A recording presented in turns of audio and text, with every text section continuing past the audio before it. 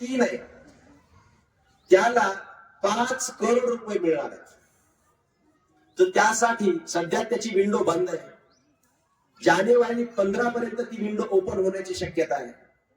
मी त्याची पूर्ण तयारी करून ठेवली लंगडे मामा.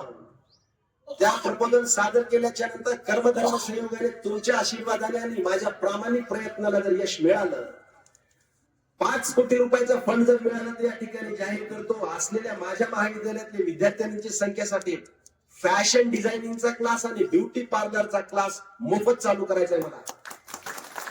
कारण त्या निमित्ताने मुली येतील. मुलींची संख्या खूप आहे काय साहेब, मुलींची संख्या माझ्या महाविद्यालयात सर्वात जास्त. मुलं त्रोटक आहेत. मी या प्रसंगी सगळ्या पालकांना हेही विनंती करेन की मुलांना सुद्धा कॉलेजला पाठवा. सगळी काळजी घेण्याची जबाबदारी आम्ही सगळे जण मिळून घेऊ. हे एवढं बोलतो. तुम्ही मला संधी दिली ताई. तुमचं सूत्रसंचालन बरंच चांगलं आहे.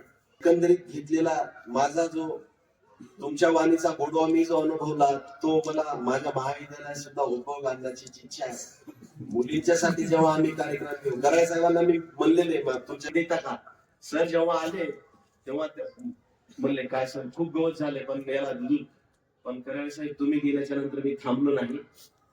स्वखर्चाने काही प्रमाणात रघुनाथजी शेट्टींच्या आर्थिक मदतीने, काही वेळेस केटी कन्स्ट्रक्शन वाल्याकडनं तुम्ही या आणि खेळ खेळण्यासाठीच सभागृह उपलब्ध असेल तशी व्यवस्था मी केली.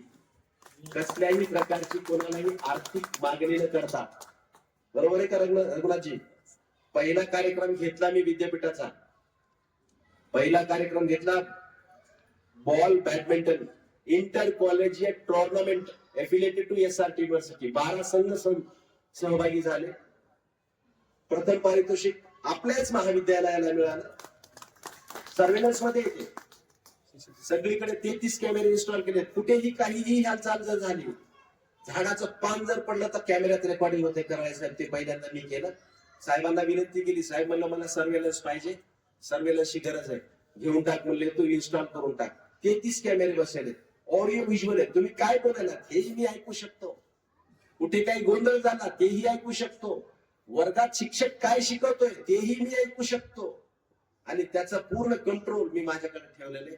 वाद विवाद आणि वितंडवाद येणाऱ्या भविष्यात होणार नाही हे लक्षात घेऊन, परंतु विद्यार्थ्यांना लेकरांना शैक्षणिक सुविधा चांगल्या उपलब्ध व्हाव्या ही माझी प्रामाणिक धारणा आहे आणि इच्छा सुद्धा आहे. त्या प्रसंगी थांबतो. सर्वांचे तुम्ही मला काही वेळासाठी कान दिल्याबद्दल तुमचे आभार. आणि मी माझ्या वाणीला पूर्ण